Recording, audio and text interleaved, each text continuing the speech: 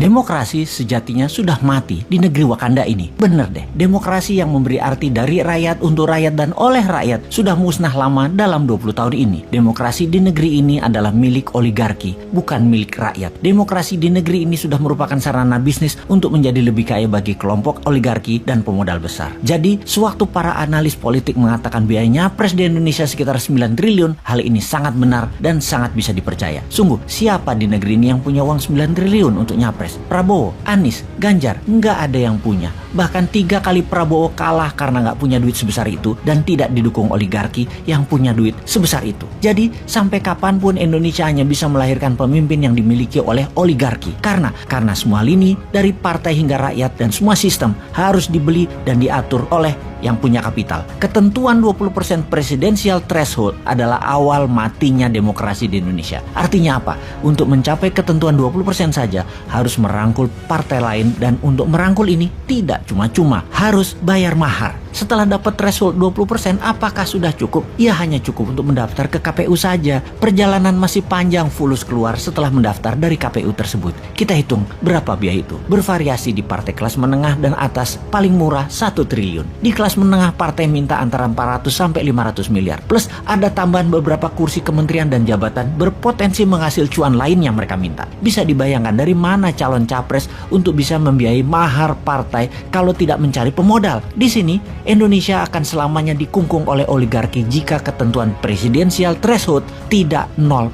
Dengan ketentuan 0%, siapapun bisa maju tanpa harus tergantung dukungan partai. Dan ini bukan yang dimaui politikus yang menunggu bayaran oligarki. Setelah mempunyai perahu partai, maka tugas penting berikutnya adalah mengamankan suara.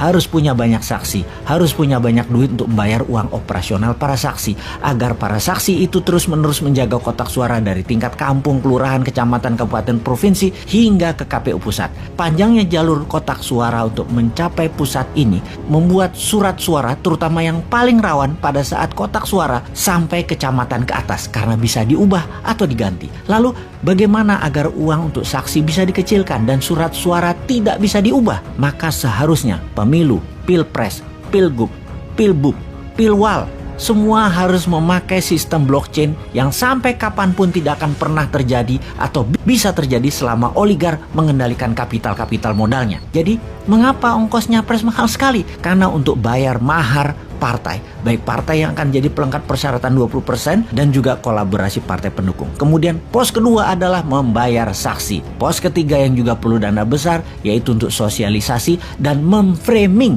seperti membayar pengamat untuk menggiring opini, membayar lembaga survei, membayar iklan terutama iklan TV, membayar konsultan politik, membayar buzzer, mencetak kaos dan berbagai atribut baliho, bendera dan lain sebagainya, serta biaya-biaya posko. Di pos berikutnya yang perlu dana besar untuk membeli suara rakyat adalah di pedesaan. Satu suara itu sekitar 30 sampai 100 ribu rupiah per kepala, dan ini ada bandarnya. Biasanya sang bandar akan menghitung suara di mana yang bisa dan mudah serta murah untuk mereka beli. Sekarang di tahun 2024, siapa capres yang punya 9T? Satu pun gak ada. Sekali lagi, yang punya duit triliunan itu hanya oligarki.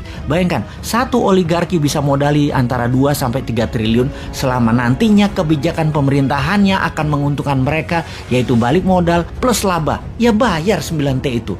Bagi oligarki, biaya capres yang hanya 9 triliun itu kecil. Jadi, sungguh demokrasi sudah mati di Indonesia ini, yang dibikin oleh pejabat yang berkuasa dalam 20 tahun terakhir ini bersama oligarki. Juga, mulai sekarang kita bisa jelas melihat yang anti threshold 0%, mereka adalah yang anti demokrasi dan mereka adalah agen oligarki apapun alasan mulutnya mengatakan. Singkatnya, mereka antek oligarki. Kalau benar mau demokrasi menang, jadikan threshold 0%, pastikan blockchain sebagai hitungan alat suara, lalu menangkan New Mind di 2024 karena Bosman tidak akan terbeli oleh oligarki. Di kantongnya ada 11.000 triliun.